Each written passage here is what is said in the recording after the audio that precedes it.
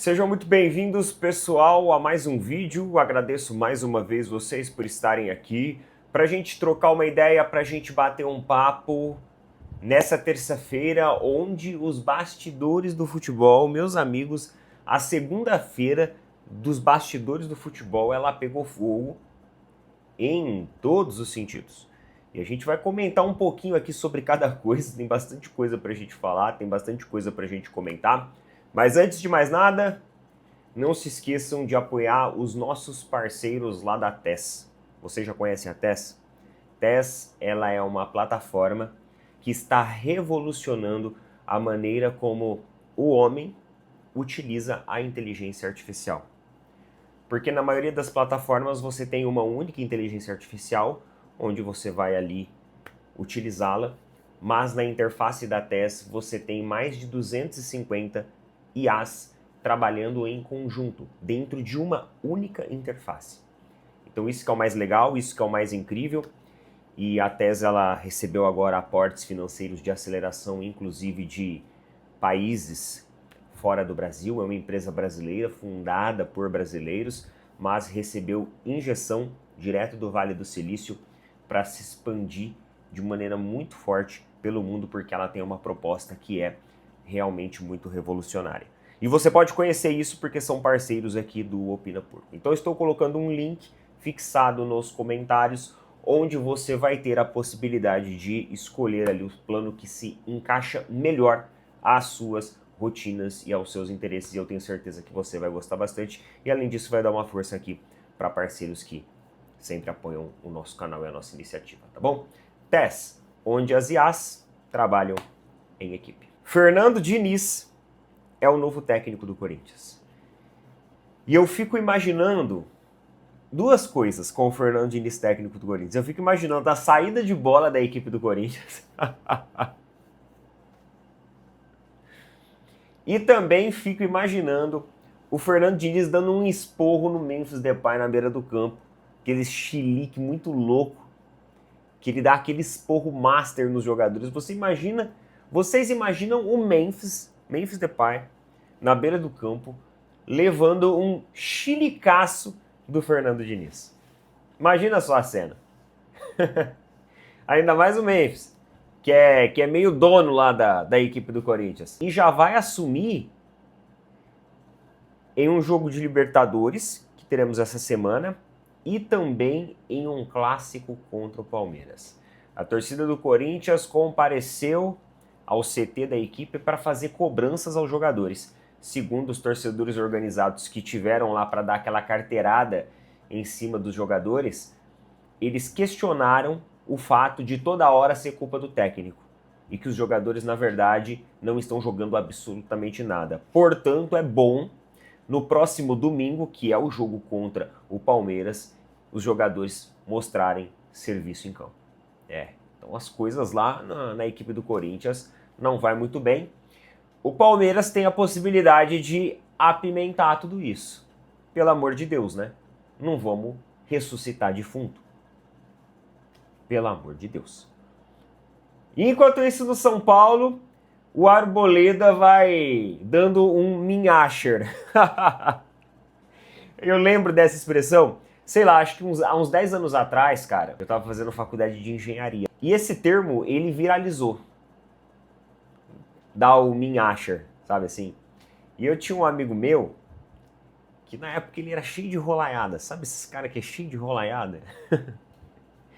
E ele vivia falando, usando essa expressão, dar o minhacher na mulherada. Perguntava pra ele, ué, mas e a guria do direito lá? Não, dei minhacher. E esse termo minhacher, ele dá um sumiço. Sabe assim? Desligar o telefone, ficar sem sinal na sexta-feira, na sexta, no sábado e no domingo e só aparecer na segunda. É essa expressão minhacher, né? A galera tá falando aqui. E eu lembrei dessa história. Aí o São Paulo, inclusive, teve que fazer um comunicado público, uma manifestação pública da equipe do São Paulo, falando que já tinha acionado os mecanismos jurídicos contra o jogador. E parece que o jogador tá cheio de rolê lá. Tem uma Porsche que parece que ele não fez o pagamento, essa Porsche ela vai ser recolhida. Umas paradas assim, mano. Não é só no São Paulo que ele tá dando um minhacher, não. Aí ele respondeu São Paulo dizendo que vai voltar pro Brasil para organizar as coisas e que ele quer a rescisão contratual. É aquele negócio, né? O cara amanhece, mas não anoitece. Na verdade, o contrário, né? Anoitece, mas não amanhece. Pérolas do futebol. Tem gente perguntando se o Arboleda vai virar SAF. Os caras de uma criatividade, mano. Os caras estão perguntando se o Arboleda vai virar SAF por causa dos problemas financeiros aí que ele tá enfrentando. Ai, ai. Galera, o pessoal é cada pérola, mano, na internet. Vamos lá, vamos agora falar sério aqui. Dei uma resumida aí em assuntos muito legais do futebol, assuntos muito engraçados, mas a gente tem coisa séria aqui também para conversarmos sobre, viu? Inclusive, essa proposta que aconteceu ontem da criação da Liga Única. Então aconteceu um evento ontem na CBF, evento esse que teve algumas pérolas aí de dirigentes, troca de farpas. É engraçado porque aqui no Brasil, mano, a parada é meio assim, vamos jogar pra torcida, né? Não, vamos fazer uma reunião, um evento para todo mundo conversar, chegar a um acordo e criar uma liga. Aí no fim todo mundo briga. É dirigente jogando indireta para dirigente, é dirigente desrespeitando a outra equipe, é dirigente chamando o outro de arrogante. Rapaz, é uma confusão que só. E no final, parece que vira mais uma desunião do que realmente um encontro ali de dirigentes com uma ideia clara e amadurecida de fortalecer o futebol brasileiro. A CBF, por meio ali do presidente Samir Chayud, ela propõe que os clubes tenham a independência de formar essa liga.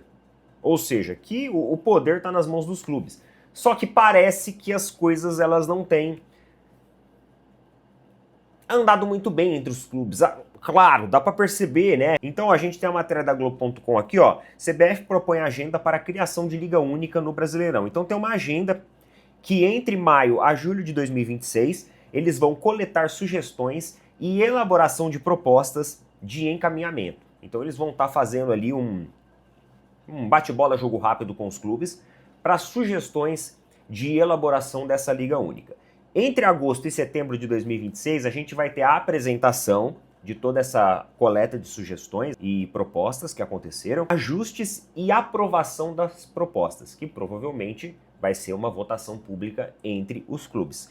E de outubro a dezembro de 2026, nós teremos a estruturação das fases com a comercialização e o estatuto da Liga. A reunião dessa tarde de segunda-feira, realizada no hotel na Barra da Tijuca, serviu para diagnóstico apresentado pela CBF. Na comparação com as maiores ligas do mundo, a Premier da Inglaterra, a La Liga da Espanha e a Bundesliga da Alemanha. A CBF considera que o Brasil vive um gap sistêmico atrás dessas ligas em diversos parâmetros definidos, tais como calendário, qualidade de tempo de jogo, estrutura de estádios, transmissão, comercialização, governança e sustentabilidade financeira. Só para vocês terem uma ideia, pessoal, hoje a Premier, que é a liga mais valiosa, ela movimenta um total de 7,5 bilhões de euros, enquanto a La Liga vem em segundo lugar com 5,5 bilhões de euros. A Bundesliga vem em terceiro lugar com 5,1 bilhões de euros. E o Brasileirão, ele só tem apenas 1,8 bilhão de euros. Qual que é a ideia da CBF? É pelo menos o Brasileirão alcançar aí os valores entre La Liga e Bundesliga. Pelo menos a Bundesliga. A La Liga é um pouquinho mais complicado, mas a Bundesliga, por exemplo, existe uma possibilidade do Brasil tentar alcançar pelo menos valores ali iguais à Liga Alemã. Nossa, Neto, mais de 1,8 para 5,1 tá longe. Tá longe, tá longe. Mas é tudo um projeto, pessoal. Isso aqui não vai acontecer do dia para a noite, claro. E o presidente do Vasco, o Pedrinho, ele se uniu aí, vou colocar aqui entre aspas, se uniu a Leila Pereira. Fizemos um vídeo para falar a respeito das críticas, né, da forma ácida como a presidente do Palmeiras veio, dando aquela cutucada ao Flamengo. E o presidente Pedrinho, ele foi realmente direto ao ponto e falou sobre a arrogância e prepotência do presidente do Flamengo. Vamos ver o que o Pedrinho falou aqui a respeito disso. Recentemente, o presidente do Flamengo, estou falando da pessoa e não da instituição, disse o Pedrinho, falou diversas vezes com sua prepotência e arrogância, num tom que não me agrada. Mas eu esperei e escutei calado para falar em algum momento. Quando eu pego um empréstimo com a Crefisa e o empréstimo é feito porque o CDI era mais baixo e eu pago menos, a preocupação dele não era o empréstimo, mas sim, de uma forma indireta, ele insinuou que eu pego o empréstimo no dia que eu perco de 3-0 para o Palmeiras. Então ele está colocando em dúvida o meu caráter, o caráter do meu treinador e o caráter de um elenco de 30 jogadores. Então eu tenho que chegar para o meu treinador e falar que eu tenho que perder. O meu treinador tem que ser filho da mãe e falar para os jogadores que são sem caráter que temos que perder porque eu peguei um empréstimo de uma empresa que vive de empréstimo. Então, como eu posso acreditar que uma liga vá funcionar sob o controle de pessoas que administram um clube? E claro também que o Pedrinho aproveitou para rebater ali a frase do Textor, né? O Textor recentemente aí, ó, deu uma declaração dizendo que o Botafogo não é o Vasco. O Pedrinho falou também em relação à situação do Botafogo. Vamos ver aqui, ó. Outro ponto é que ainda o dono do Botafogo, o Textor, que qualquer comentário que ele tenha que falar sobre a situação do Botafogo, ele desrespeita o Vasco da Gama. Não é a primeira vez. Ele não sabe o que é o Vasco para brincar com certas frases. Tenho muito respeito ao Botafogo e seus torcedores, crianças, adultos, idosos. Por isso, minha solidariedade ao clube e ao João Paulo. Não sei o que vai acontecer com o Botafogo e não me interessa. Se o Botafogo entrar em uma massa falida e o João Paulo precisar de ajuda, eu me coloco à disposição para contribuir com o que puder. O posicionamento dele, John Textor, é de bravata, de gestores que por muito tempo fizeram parte do futebol para agradar o torcedor, e não faz parte do meu caráter. Ele não vai mais brincar com o nome do Vasco da Gama como está brincando. Por isso que eu não acredito na liga. Não temos companheirismo. Ele fala aqui que a liga não vai dar certo porque os dirigentes, eles não se unem. E ele não tá errado. Ele não tá errado, pessoal. O Pedrinho aqui, ele não tá errado, não. Só que ele não tá errado por quê? O Pedrinho, em algum momento, ele desrespeitou o Botafogo? Ele deu a resposta ao Textor, ele direcionou a resposta ao Textor. Ele desrespeitou o Botafogo? Não. O Pedrinho, em algum momento, desrespeitou o Flamengo? Ele chamou o BAP de prepotente e arrogante, por causa das coisas que foram insinuadas. Mas ele não desrespeitou a instituição, inclusive ele separa muito bem as coisas antes de falar.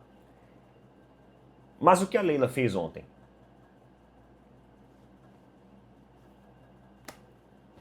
Foi desrespeitar a instituição Flamengo. A Leila, ela não falou do posicionamento do presidente. Em nenhum momento ela falou assim, não estou falando da instituição, tá? Estou falando de seus gestores. Ela não falou isso. Ela falou diretamente à instituição Flamengo. Que é por esses motivos também que o Pedrinho ele tem razão. Não existe uma unidade, não existe uma união entre os clubes de saber separar as coisas. E tocar esse projeto aqui, no momento de campeonato em andamento, é muito complicado. Porque uma hora o dirigente do Bahia tá descendo o cacete na arbitragem porque validou ali, na visão dele, um gol irregular do Palmeiras. E do outro lado, o Palmeiras está rebatendo, por meio de suas mídias sociais oficiais, a própria crítica, porque acredita que o gol foi legal. Como que os dirigentes vão se conversar? Fica complicado. No resumo da ópera aqui, quem mais foi desrespeitoso nesse rolê foi a presidente do Palmeiras, a Leila Pereira.